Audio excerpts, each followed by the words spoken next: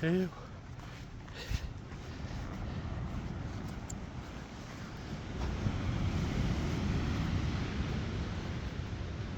Good lad.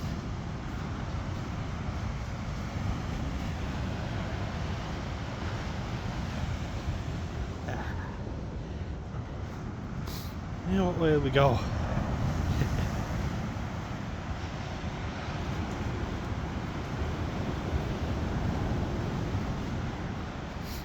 Thought I'd start that one off a different way. Me and Alfie Balf down at the beach. Good boy. Found a stick. It's his second walk of the day. Getting you in shape too, aren't we? Yeah, good boy.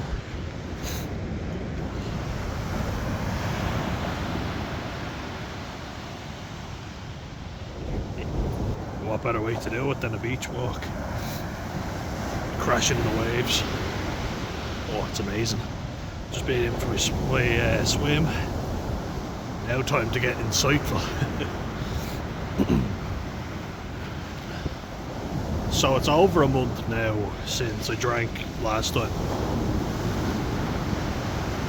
I swore I wouldn't make this like an alcohol recovery program. Before that, look at this jellyfish. It's so cool. Massive. The size of the ones washing up. Alf's playing. Yeah, you playing. Good boy. Oh, there's a hole already dug. Oh, he doesn't know. Look, there's another one. Which one will you go to? He loves holes. And if he hasn't dug one himself, it's kind of like, how did it get there? Good boy. When you're in a hole, stop digging, isn't that right, Alf? Yeah, good boy. Come on, you come with me. Good boy. But yeah, I feel like it's a good time to report, because this cycle has occurred before where, you know, I feel awful, I drink alcohol, and it's not that I feel awful after drinking, I feel worse, but I've already felt shitty, you know. And it's a difficult one. I'm just wondering where Alf went. He is. It's a difficult one, yeah. Like, I was 52 days sober. I just counted it back. Thought it was 51. It was close, 52. Then I drank. Felt terrible when I posted about that. And you guys were all so supportive, and I thank you so much for that again. Now it's over a month. It is, I'm just thinking now because it's Sunday. Yeah, 33 days since my last drink. And I look at it as a slip. I was only speaking with the addiction counsellor that I see. There's another jellyfish, look. Loads of them. Trust me to get sidetracked. But the addiction counsellor says it's like a jellyfish, it's like a blip. It's a slip, that's what we called it, you know, because I don't like the whole Alcoholics Anonymous motto of, you know, the year of sobriety. They give you a chip, you know, and then 2 years you get a chip, and people look at it and they think, great, you know, I have my chips. And I think they forget how easy it is to fall off the wagon, you know. For me, it's 9 months. That's the longest I was able to go since I started drinking continuously without having any. You know, I'd stop for like 2 months, then do it again, and because I've talked about it in depth, but it's the first time I've never felt anxious. Do you know what I mean? So, who doesn't want that? Another jellyfish, different one, smaller one.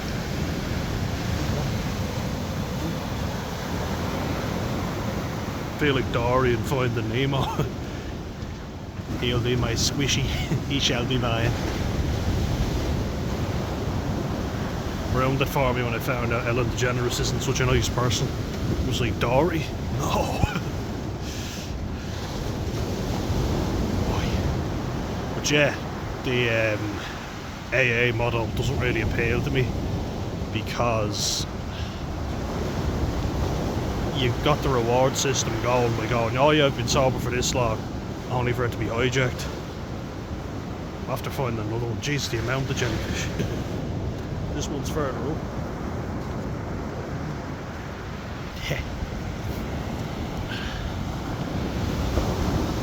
So you know the reward system that releases dopamine? Well, if it's been really hard for you to get sober, and I 100% commend anyone who can, because it's not fucking easy. It's easy when you feel like shit with a hangover to go, I never want to feel like this again. And then you fall off the wagon. And for me, I just kind of feel like the way my brain works, I've always been someone who has been competitive, you know, really competitive with myself. And I'm the type to beat myself up if I fail at something. So if I have, say, one beer and I've had 9 years of sobriety, I know I'm the type that will go, fuck it, may as well, you know, have a bottle of whiskey and very all or nothing, you know what I mean? I give everything my all, and I've had to learn the secret of half-arse and stuff, particularly when it comes to playing rugby, you know. I've had to learn to half-arse and playing rugby and the social drinking afterwards. You know, it's just, it's tough, especially after the first month, because I kind of have to live like a hermit, you know what I mean? And I've always liked my fitness, but I've also always liked drinking whenever I was able to. Yeah. Hello, beautiful boy. Wanna keep going? What you think? Turn back and we keep going? Alf, what you think? We go? Yeah. Come on. Let's keep going. Another doggy down there, isn't there? Yeah. Coming? Yeah, good boy. Mama didn't raise no quitter. Good boy.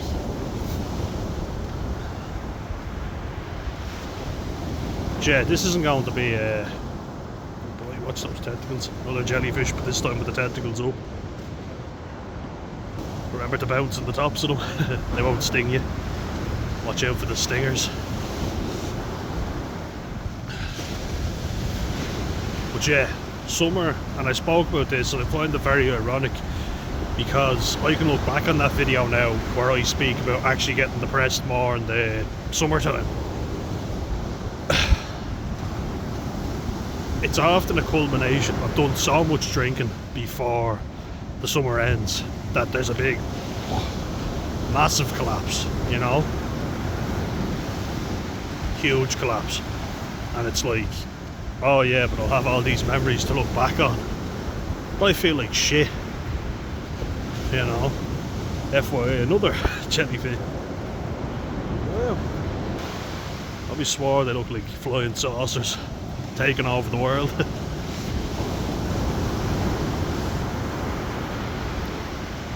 You know what's been the hardest part for me, God's honest truth, is the amount of friendships that I've lost. Very tough, and I don't think anybody really talks about that as much as they should. People say that, oh well, they were never real friends to begin with. I don't really know what that's like, you know. I never really had many real friends. I don't really know what that feels like. Even people in my own family, you know, haven't been loyal to me 100%. They've turned on me when it suited them because they were anxious, or somebody more loud and obnoxious came along, you know. So I kind of have a warped sense of what a real friend actually is. There's people I thought were real friends and we'd be mates for life just dropped me as soon as someone better came along. So to be honest, having someone who you could talk shite with and binge drink with sounded pretty good to me. Which is sad to say, but it's very true. Yeah, good boy. He's a real friend, he's a brother. I love him so much. Yeah, I do. I love you so much, little man. Yeah. You coming? Yeah. We keep going, will we? Yeah. What you think? Oh boy. Yeah. Brave fella, ain't you? But yeah, when you've nothing to really base it on, it's very hard to know who's genuine and who's not. And you know, the thing is, when you're drunk, you don't give a fuck. You can tolerate so much bullshit when you're drinking. And it's fun. I feel such a buzz when I'm drinking. I feel better, you know. Music sounds better. Anyone ever noticed that? When I'm drinking, I feel the song more. You know, it actually has more of an impact on me. Makes me feel more emotions. Because like before, I'd be quite a flat person, you know. I'd be quite numb and very anxious, very withdrawn, and then alcohol just flipped me around completely. So these waves are getting very close. Tide's coming right in. Moving soldier on.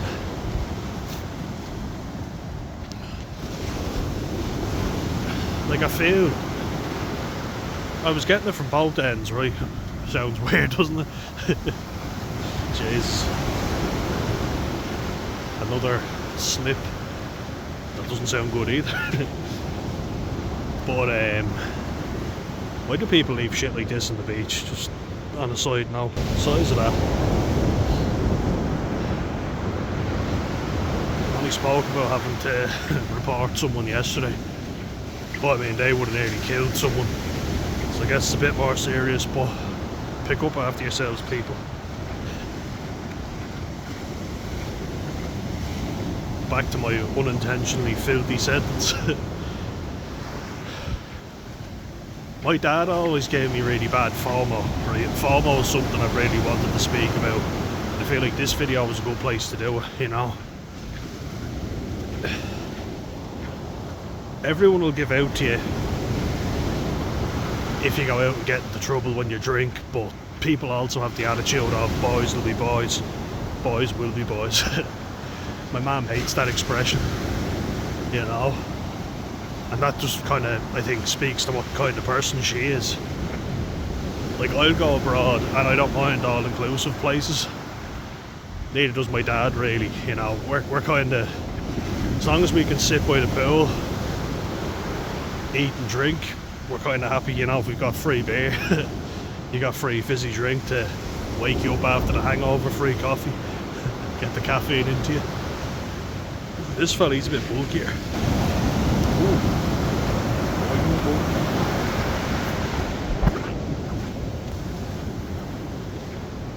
But I think in that sense, like, my mum's a bit of a snob, you know. Whenever I'd have a hangover in the morning, just from going out with my mates, she'd always look at me disgusted and then make some snide remark and then act like it was a joke. And I'm kind of like, well, I'm living my fucking life. I used to get really pissed off with her and we'd have arguments because I was like, well, what would you rather, me sit at home doing nothing?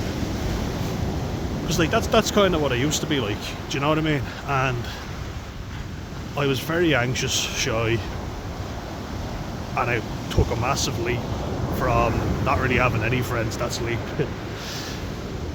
My sign language. But I took a leap from not being very sociable, not going out much, my rugby training, you know, football training, boxing. I was quite an active kid, you know, and that's a good thing. But I burnt myself out and I was cycling to and from school and my mum said, look, you need to take a breather. I agreed with her, you know, I was overdoing it. So I just played rugby and went to the gym. But then I started getting friends, everything kind of started happening at the same time, about 14 or 15. And, like, I would drink on my own, you know, I would have 10 to 12 cans, you know, on a Saturday.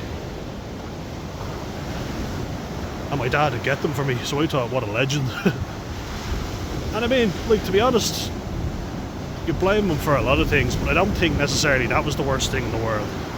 I was 16, 17, so near the legal limit. It's 18 in Ireland, if anyone doesn't know. And he was like, oh, you're just gonna watch a game and chill out. I was like, yeah. He was like, yeah, I'll get you a few cans. I wasn't hurting anybody, you know. And my mum kind of said the same thing. It was like, I knew you were safe, you were at home, you were safe, so I didn't really mind that as much. And to be honest, that was kind of my favourite thing to do, because people have so much shit, don't they? I kind of preferred being, you know, sitting at home on my own drinking, which is quite depressing. I love to play my games at the weekend, and I've spoken about how I drank with rugby. You train very hard all week, and then come the weekend, you be drinking loads. That was the fear of missing out, the FOMO, really was. Because I was there thinking, oh, everybody has their lads' holiday, that's something that they always do, that's what I need to do. And my dad kept saying it to me, and I was like, yeah, he's right.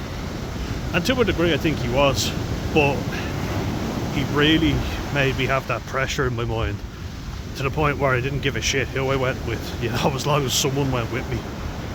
I was kind of like, fuck it, this is what I'm supposed to be doing. I was like, oh, but they're not real friends, that's what my mum would say. And I'd kind of be like, eh, fuck it, don't really care. I just want to go abroad and get pissed with them. That's it, really. As I say, it's been very difficult trying to figure out who my real friends are, so I didn't really give a shit. That's something ticked off the bucket list. Go to a concert, go to a festival, went to Longitude, kind of ticked that off. Cha-ching, I'm right-handed but using my left hand for it. I can fill out tick with my left hand probably. But yeah, you know, Alf's just following up now, aren't you? Yeah. Good boy. Good tide's coming in. Check it out.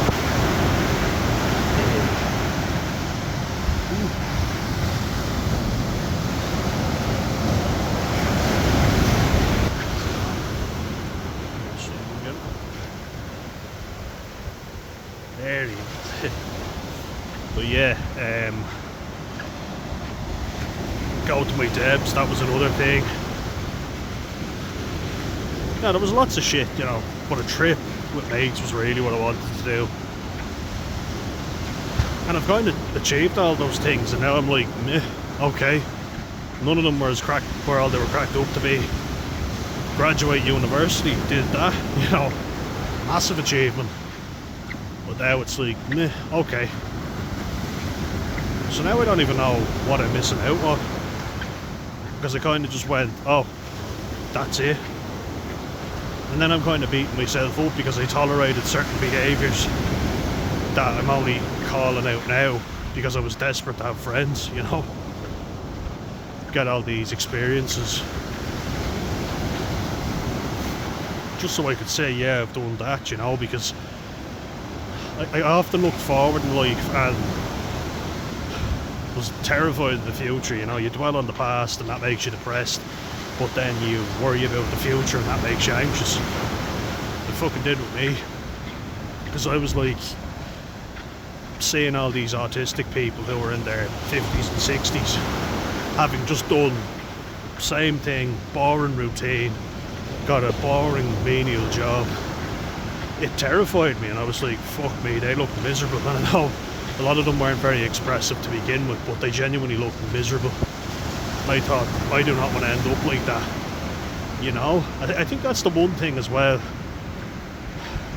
As a parent to someone with autism, you must be very worried about, you know, that they're not going to live a proper, fulfilling life. But never do we really talk about it from the autistic person's perspective. I was terrified I wouldn't live a fulfilling life. I was terrified, you know, and I was kind of thinking, I don't want to be some boring fucker who has nothing to talk about. I want to say, yeah, I travelled the world, I did all these things, and isn't it great, you know, I was mad, and we had these wild parties and all this stuff. He's sitting down, it's time to go home. Oh, firmly plunked. Alright, we'll go home. Jump to him, he's the master. He should have a lead for me. I'm whipped. Yeah, coming now. Yeah, we're coming now. Good boy. Yeah. Hello. Yeah, we go back.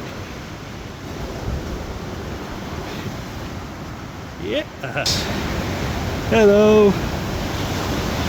Yeah, we'll go back now, will we? Yeah. Hello, handsome. Yeah. Go. Yeah. Oh, he's gone mad. Good boy. Came bounding towards me. Good boy. Our beautiful little lunatic. Yeah, I wanted all these experiences that everybody else had, you know.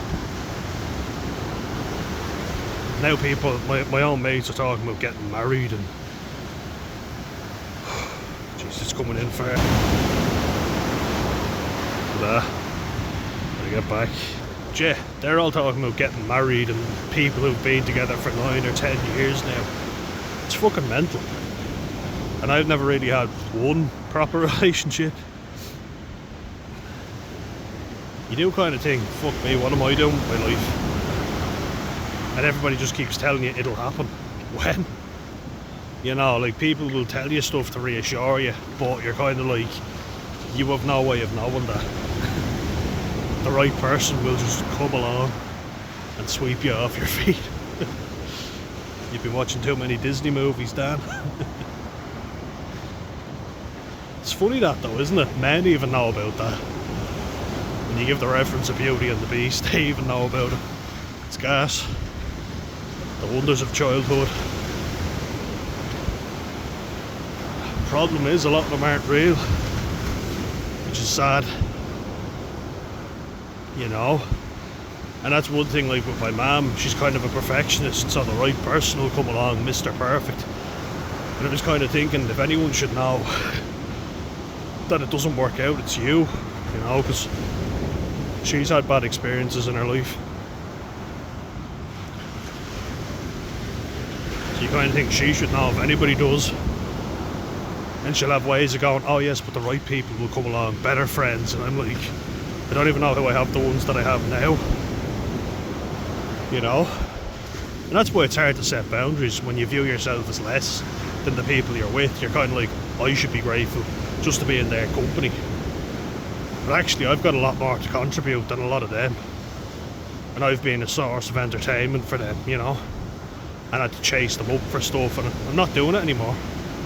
And they don't like it.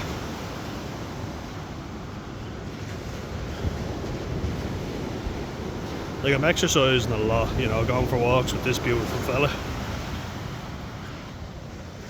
Isn't that right? Yeah. So he's keeping me busy. But you know, things didn't work out with Diana, the Costa Rican girl that I was dating. Sadly, I didn't think they would, you know.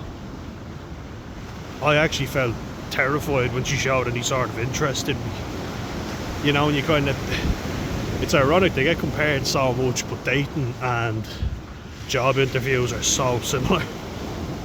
So you get your hopes up about the dream job and the dream girl. And then you kind of just give up on it and you're like, ugh, fuck it. It'll come along when it comes along. And it'll probably never come along, let's be honest. Jeez, the doom and gloom, Dan.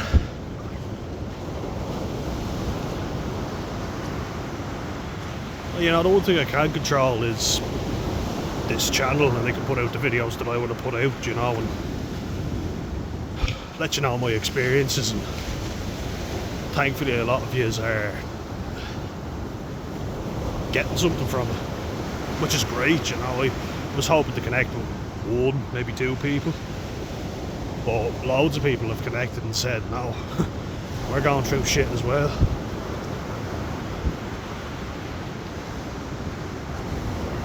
Like, I never saw myself as someone who'd date loads of different people and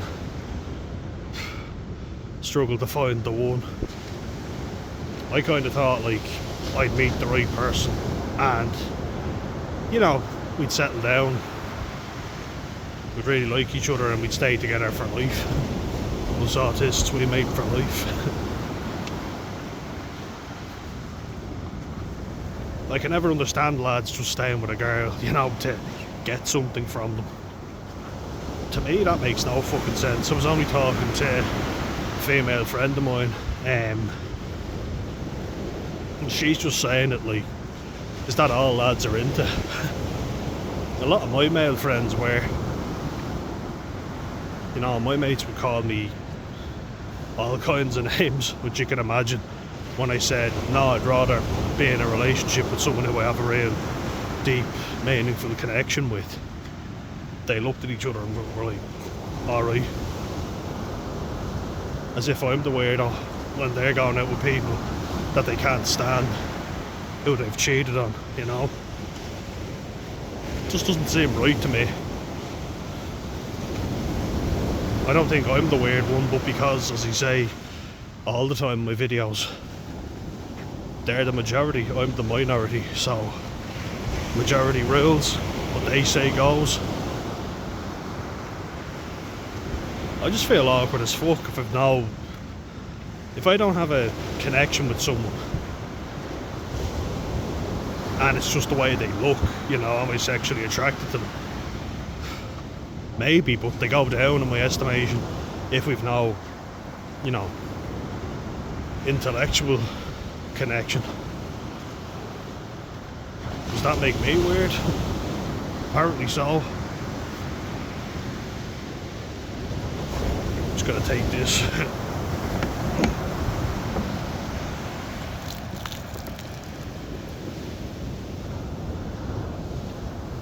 Put this in the bin, which someone should have done already. But yeah, you know, there's a lot that I kind of thought I would have accomplished by this time in my life, or if I even made it this long, which I'm grateful that I have. Because there's a lot of times where I wish I wasn't here, you know, and well, you know all about that, sadly. But thank God I am still here, you know, and I'm grateful for that, I am. And as I keep saying, we'll get there eventually. But I do understand, you know, and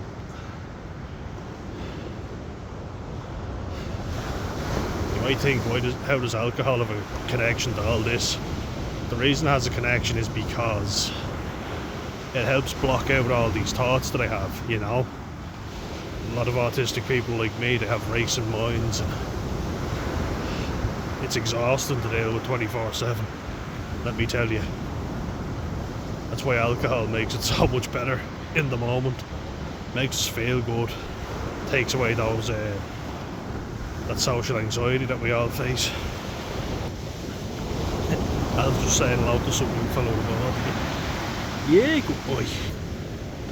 Yeah, I understand where you're coming from. If you asked, what the fuck is he talking about, FOMO and alcohol? And it's kind of like, it helps me to just go out and to live life, you know, without any care. Live life without regret, which I've said I think is impossible. Really do think it's impossible, you know, because you're going to make mistakes and fuck up and you're going to regret them. That's alright though, you know, it's fine. Don't beat yourself up over it.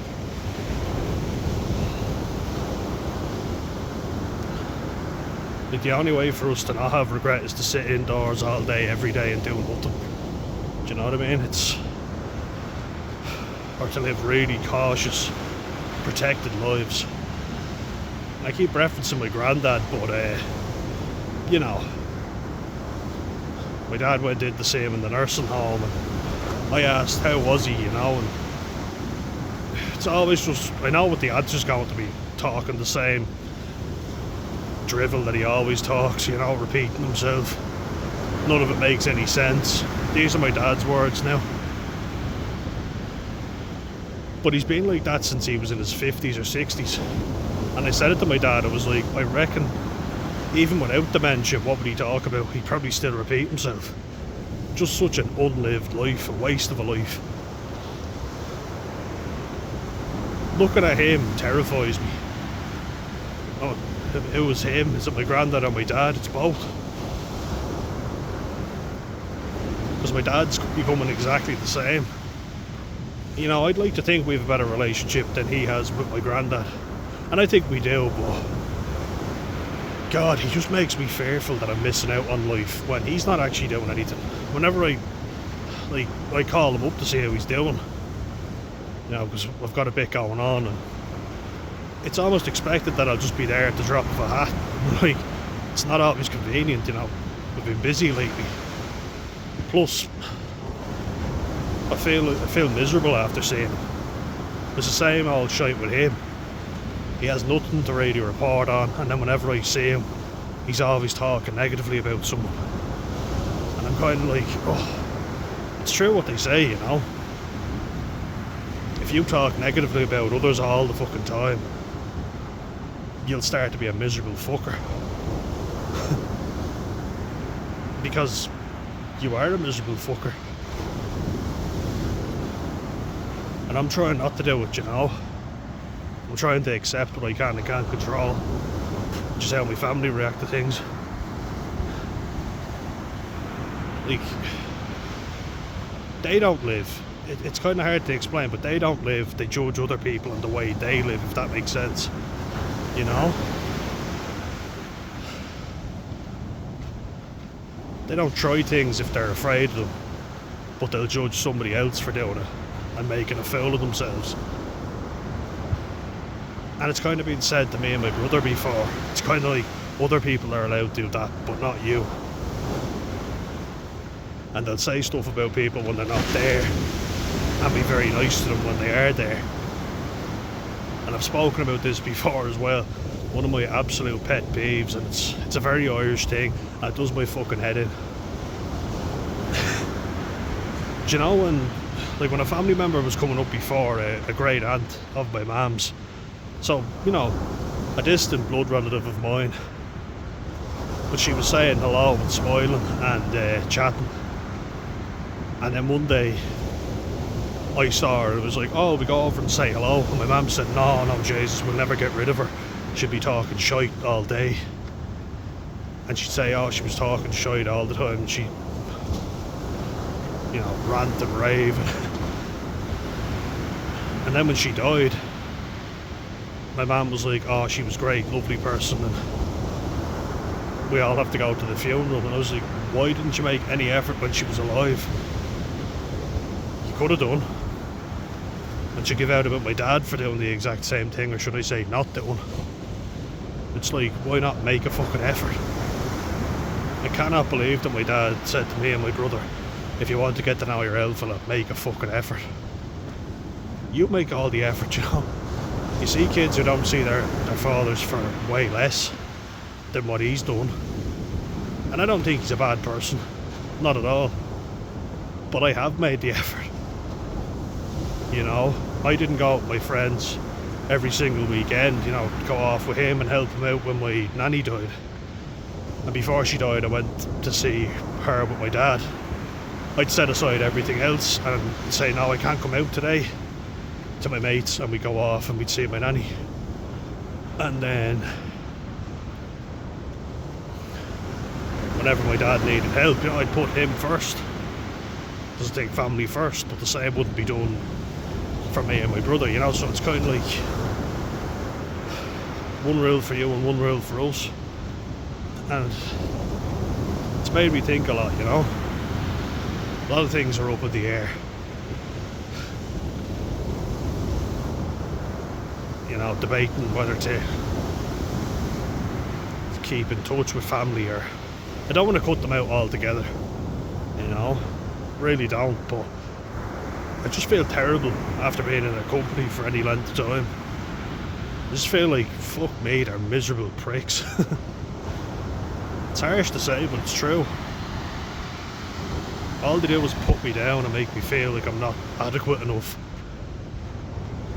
As soon as I get stressed and put on any weight, they're always tapping my belly going, oh, lose some weight, would you know, lose that belly. My dad always said that to me. And one day I turned around and said, oh, would you ever fuck off? Because I was working And like, I was working about 35 hours a week, then doing 35 to 40 hours in college. I was working, ironically, the most I've ever been working.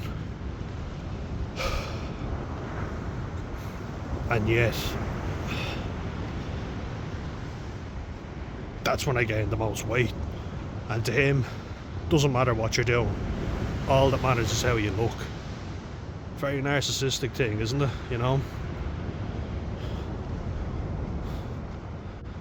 So that's something that's up in the air at the minute. You know, I'm thinking, do I see him as often? Do I see him rarely, you know, on my terms? Do I cut ties with friends? Do I keep them around? Or is it worth keeping them around?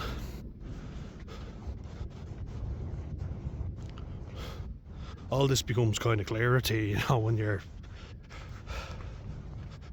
not drinking, when you're sober. You just keep thinking of what's next. You know, what do I do next?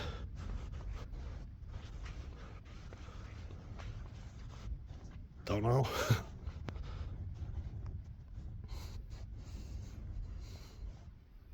Because it's not easy.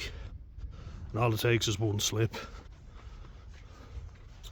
And that's why I don't like the AA model, you know, the Alcoholics Anonymous. Because all those 9 or 10 years or however long are undone by one slip up.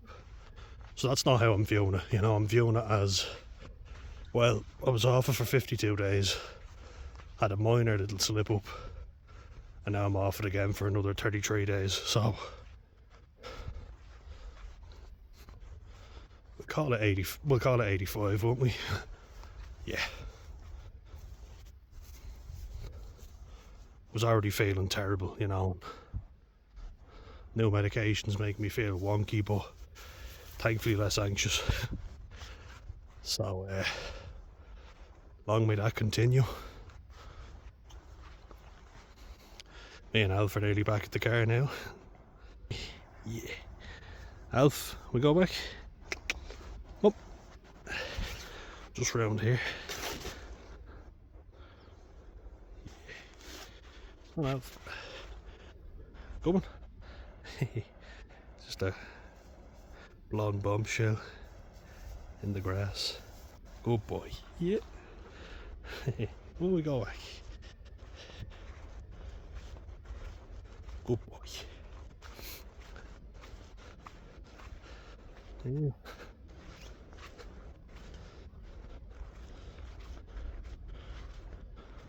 Thanks for watching, guys. That'll do for this one. Me and Alf have to head home, and I'll see you in the next one. So, cheers. Thank you for watching. Hope you are all doing well, and if you're experiencing the same shit, let me know. Alright, slow.